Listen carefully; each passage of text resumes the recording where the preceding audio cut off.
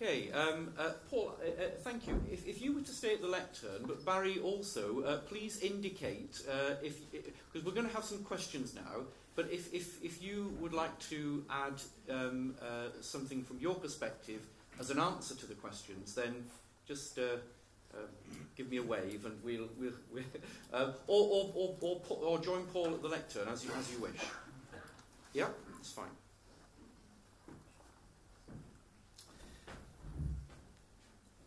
Now, I'm hoping that our messaging link with regional colleagues is going to work.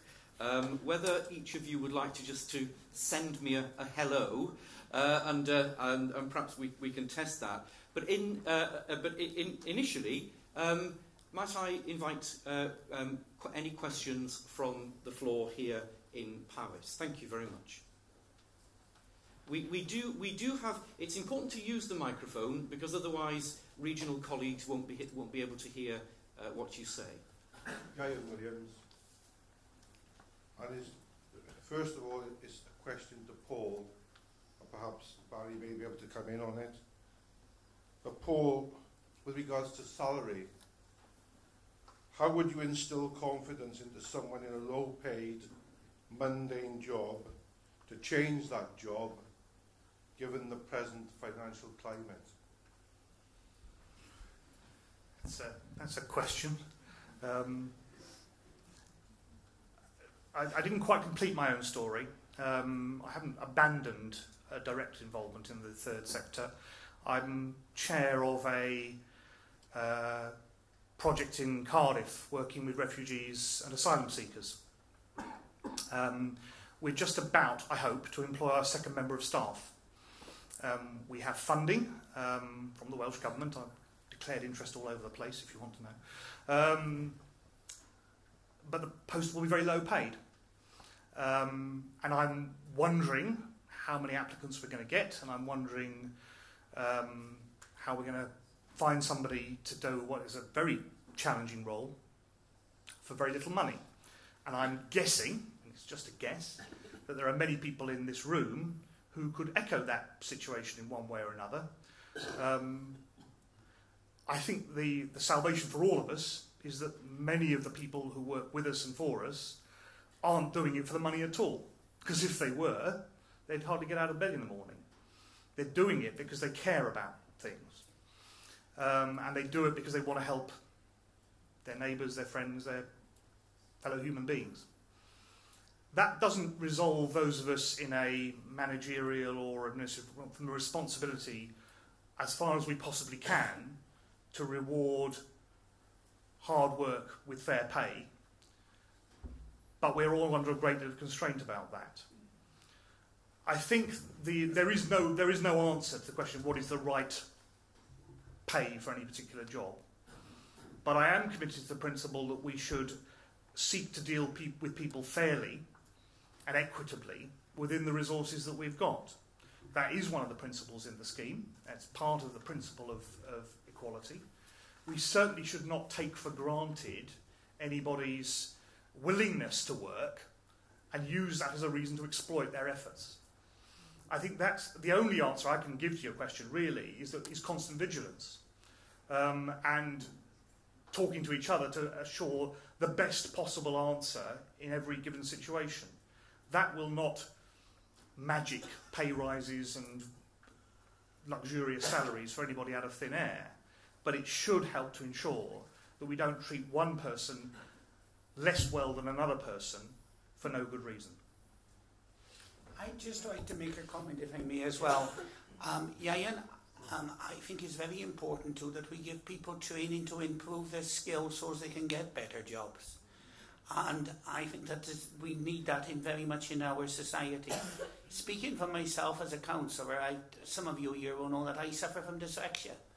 Now, that is something that I've been very fortunate that I've had help on how to deal with that problem. Some of you may have noticed that I use a particular coloured paper, which helps me a lot.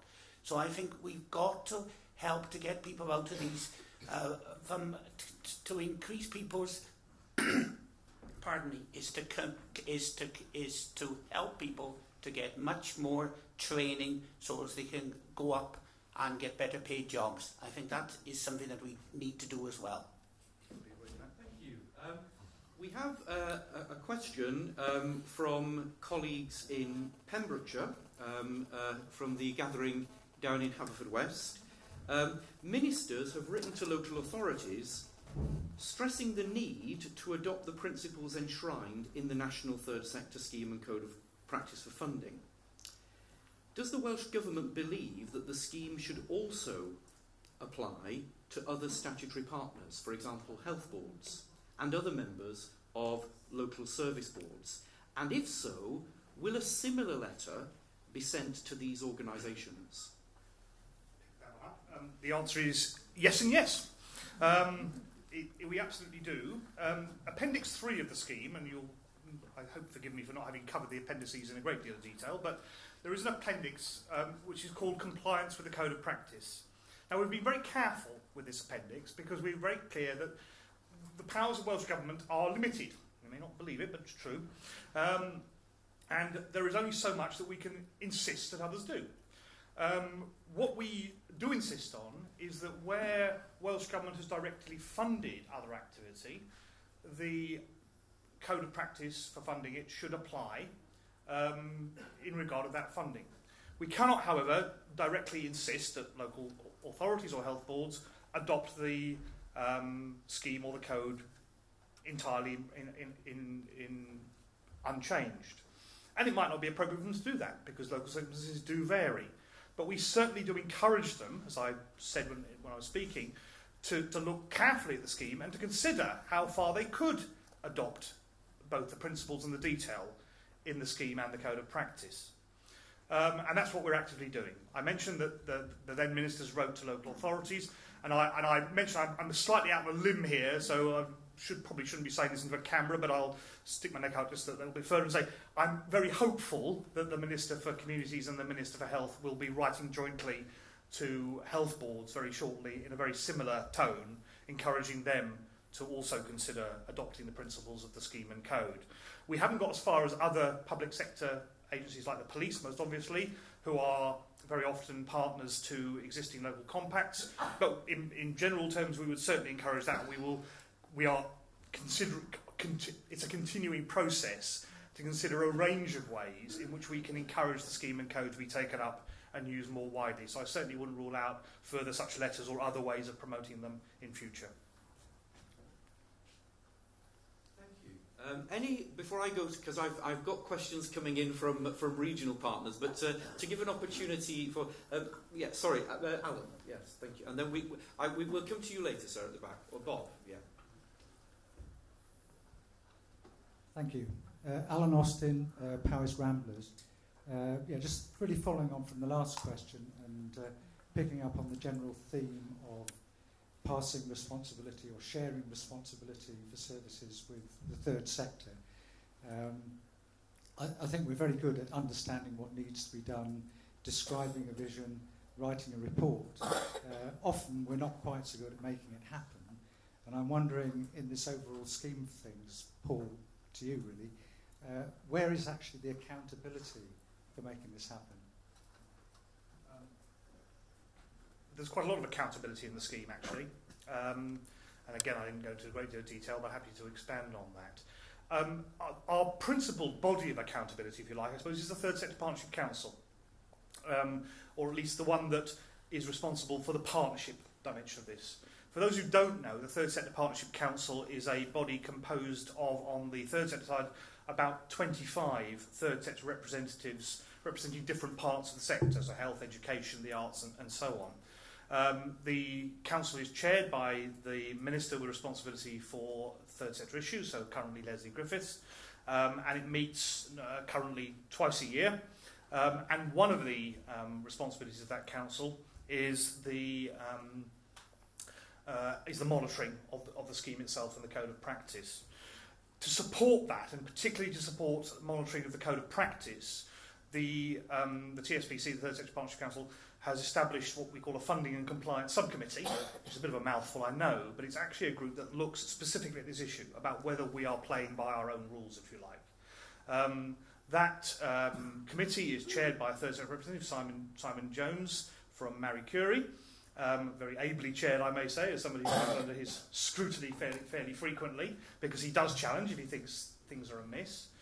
And to support the work of the committee, we as the third sector unit, one of our roles is to do our own monitoring exercises within Welsh Government, to go and ask our colleagues whether in the way that funding has been administered and managed, they have complied by the code of practice. In the past, we used to do this completely reactively. We used to wait for complaints to come in and then find out what had gone wrong. You can still do that if you think something's amiss. There's nothing to stop you writing either to the... And actually, we would encourage you normally to write first to the people responsible for managing the particular grant or bit of funding. But if you want to, you can write to us, the third sector unit in Welsh Government, or you can write to Simon as the chair of the committee. Either way, it'll probably end up on my desk one way or another, but that's your choice. You can write to ministers if you want to, of course, but there are these other mechanisms. And so we are now very proactively looking at how all the funding that's administered by Welsh Government and whether it complies with the code of practice. We're trying very deliberately to go beyond just monitoring that very sort of financial end of the relationship to look much more holistically at, well, now have we got good working relations? It's not just about the money, is it? So we want to actually look at the different other ways in which that relationship is reflected. The development of local compacts or local schemes is very much a part of that, and so for this to be effective, we really very much recognise it needs to be driven down to the local level. For many, perhaps most people in the third sector, it'll be the relationship with their local authority that's going to matter more than their relationship with Welsh Government. We recognise that absolutely. But what we will do is to do the work that we're doing now to encourage people to pick up those models at the local level and to put in place the same sort of monitoring and accountability arrangements at the local level. Our view is that we need to model that at the national level as an encouragement to others to take that down as locally as you possibly can, so that your relationship with your funders or with those with any responsibility over your activities are in a living and working relationship. Can I just make one comment as well, Mr. Austin? I think too it's very important that, speaking on the side of the volunteers, that the health and safety and these issues need to be addressed, and I think there's work. I know I've got a meeting coming up with you, and these are issues that I think that we do need to address, because we must make sure that if we've got volunteers who we're very grateful to help us, that we have got a proper health and safety checks in, because I have discussed this with officers and the portfolio holder. Thank you. I haven't lost Bob's hand at the back, but we've had a couple of questions from Ceredigion and again from Pembrokeshire, particularly Age Cymru in Pembrokeshire and third sector organisations in Ceredigion around the code of practice for funding. Perhaps I could just select one of them that might encapsulate others, and it basically draws out the fact that lots of third sector organisations, particularly local organisations, actually have very weak financial balance sheets with not a lot of reserves. It's becoming almost impossible to build up reserves, and grant payments or funded relationships where organisations are paid retrospectively then become very, very difficult. So one of the questions, or one of the summaries of some of the issues is, within the code of practice for funding, and I suppose there's a national one, but also, Barry, as we develop our local one, to what extent will payment in advance become the rule and not the exception? Start on that. All right. Just a brief word about the shape of the code of practice, because again I glossed over that. There are 17 principles in the code of practice, and they're worth looking at. One of them is about payments, principle 10, if you're looking at it. Welsh Government's policy is what it says. Welsh Government's policy is that payment should be made in arrears, that is, after the grant recipient has incurred the expenditure. But it recognises that most third sector organisations don't hold large reserves and don't have the resources available to undertake work and receive payment afterwards. Therefore, provision of funding for committed expenditure may be considered in advance of payment, but only where evidence of need is clearly established. So that's the principle that's in the code, and that's what we work by. Obviously, we wouldn't expect that to change, so I would expect that the principle that we normally pay in arrears will remain, but in practice we've developed a template, quite a simple form, and this has been done jointly with ourselves and our Grant Centre of Excellence. And a template is simply a form that any grant recipient needs to fill in to demonstrate why they need payment in advance. And that template's been widely used now, and it generally works. And we don't get many complaints from people saying we should be being paid in advance, but you're insisting on paying in arrears.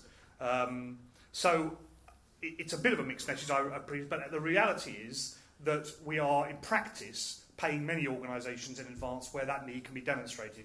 And in line with everything else in the scheme code, we would encourage others to consider that sort of approach as well. Well, this is obviously a very legal issue, Carl, and obviously it's something that I would have to discuss with the 151 officer. But the fact is, councils have budgets, and when we set our budgets every year, councils will know members, and we agree it at the county council. So if we are doing a particular project, people will know that that is in the budget. Paying in advance has been, as you've just quite rightly said, is possible, but obviously I can't give the actual answer 100% on that here this morning. It would be a matter for us to discuss with our 151 officer, but I'm sure if that was absolutely necessary, it could be arranged as long as there were safeguards put in place. Bob, can I bring you in? Thank you, Chair. Robert Wright, and I'm Chairman of the Clatter Community Centre at Caersws. In the mission statement, which is outlined in the impact report, the key role of statutory agencies is highlighted in helping organisations and improving people's lives. And I'm conscious here that a decade ago there was established a regular tripartite forum of PAVO, the Teaching Health Board and the County Council, which drew up agreed codes of operation and understanding in areas such as governance, funding and relationships. And for some unknown reason, that forum failed. Now, what we're experiencing locally and individually is a breakdown, the like of which I've not experienced before in relationships with those two key statutory agencies. Without that forum, which existed and which worked extremely well, we denied the opportunity to address some of those key issues which are shared by all, and more importantly, to challenge some of the decisions which affect our activities. I'm pleased to hear that this scheme described this morning will depend on the role of the statutory agencies, and I wonder whether, or I wonder when, such an agency has existed before, a forum which existed before, which brought together on a very regular basis and with an agreed agenda the activities of the third sector, Powys County Council and the Teaching Health Board will be reinstated to ensure that this scheme will operate. Thank you. Would you like to, I could perhaps... Yeah. Just thank you, Bob. And Bob's quite right in that there used to be in place a voluntary sector liaison group, I think it was called. And again, he's quite right in that stopped meeting some time ago. But I think the opportunity today, as I think, Bob, you're intimating, is that if, as we're considering today, if we were to develop a third sector scheme for Powys, a crucial element in that scheme is about how does the statutory sector engage with the third sector. And the question for one of the workshops and for further consideration later is, nationally we have, as Paul has referred to, the Third Sector Partnership Council. Now, could we begin to envisage that a kind of Powys Third Sector Partnership Council would be a good thing to have? That's the question, I think, which may be the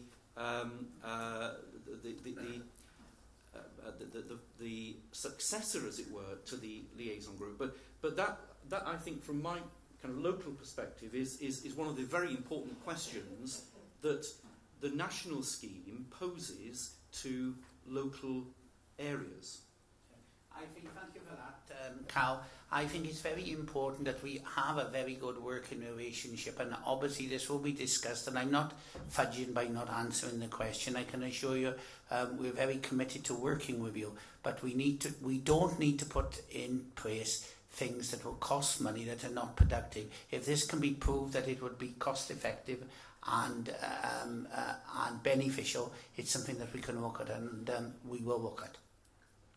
Add a word from a sort of national perspective. I won't comment on the power situation because I don't know and it wouldn't be appropriate, but from an All Wales perspective, this is one of the issues that was right at the heart of our consultation, because we did look at the issue of local compacts. They're in place in, I think, all local authority areas in Wales, in one form or another. Their effectiveness, frankly, varies from the very good to the very bad. We did consider, and we were encouraged by WCVA to consider particularly, whether there should be even legislation on the issue and whether we have a third sector compacts bill. And that was actually on the planning book for a while. But we commissioned research and we also included this in the consultation. The view was pretty strongly that actually legislation isn't the way to go here. We want a relationship here, not a forced marriage, if you like. But that said, what the consultation also led to was a very clear commitment from us that we will do more work to develop these local compacts or local schemes, that we will develop new guidance for all local authorities and third sector partners at the local level, and that we'll put in place new monitoring arrangements. Now, I've put my hand up and say that work has slipped back a little bit this year. It hasn't been forgotten about at all, but the key person who was leading for it went off and got a job with another CVC, and we've been struggling to replace her. So we're a little bit behind the times on that one. But we're still very much planning to do that work. And part of our thinking at this stage, and we're working with both WCVA and the Welsh Local Government Association on this, is that whatever documents or sort of formal agreements are entered into, they will need some structures to support them of one sort or another. But I absolutely agree, Councillor, they've got to be fit for purpose. We don't want top-heavy, cumbersome, expensive operations that don't do anything. At the end of the day, the relationship is the key thing, not the formal structures that go along with them. So light touch, effective structures that support really good working relationships. I think that in broad terms is what we're hoping for. Okay, and we have just a couple of minutes left for questions before we go into our workshop. So I'm going to bring in a final question, again from our regional partners, and this time from Carmarthenshire, from CAVS, the Carmarthen Association of Voluntary Services. How can we assure that all partners of any scheme will comply with the scheme and with the codes of practice? And how can caveats like where practicable be reduced to a minimum so that compliance becomes easier to enforce? Start on that. Well, I think I don't want to repeat a lot of things I've said, but I think I've tried to cover some of that already in terms of the importance of having something in place in the first place, the importance of having some structures that support that, light touch, low cost, but something that just monitors and keeps a track of what is actually happening in practice. Can't overstate the importance of good working relationships. You have the best structures in the world, but if people aren't talking to each other in a reasonably, informal way in between times, then the formal structures will become fossilised very quickly, and they won't work, quite honestly. I think there has to be give and take, and I go back to what I said right at the start of my talk about the understanding of different constraints from different partners. If you want a commitment from the public sector, you are going to get caveats, and you are going to get some limitations on what can be done. Because if the public sector partner is being honest with you, I'm sure they are, they're going to acknowledge the limits that are on them. The money will not go as far as they would like it to go, and it can't be guaranteed forever, and they can't say that they'll always be able to deliver everything that they might want to.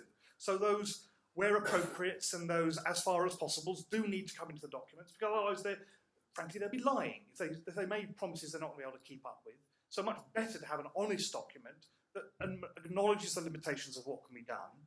That, I think, is a much better base for a a good, healthy working relationship that allows for challenge to say, for somebody to say, well, you said you'd do this wherever possible, and you've never done it. Now that, I think, is where the challenge can reasonably come, as opposed to saying, well, you said you'd do it wherever possible, and you've done it 9 times out of 10. I say, well, that's pretty good, isn't it?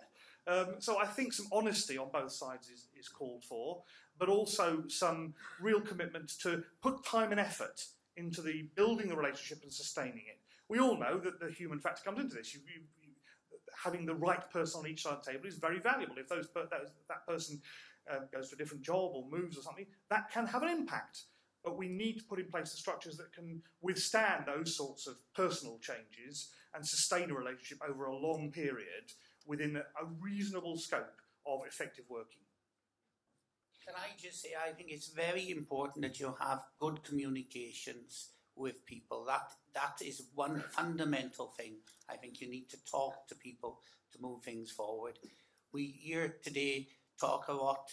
Obviously there are restraints, and money is at this moment in time going to be a lot less. And we know in Powys we've got a £70 million savings we've got to find by the year 2020. But the fact is, it isn't all doom and gloom. We must look on the positive ways. We must do things in a very different way and work with people. And I think people will work with us, and we must work with them. And I think it's about team building as well. Ladies and gentlemen, can I first of all invite you to express appreciation to Barry and to Paul for not only giving of their time this morning, but also engaging with us and regional colleagues in such an open and conversational way. Many thanks.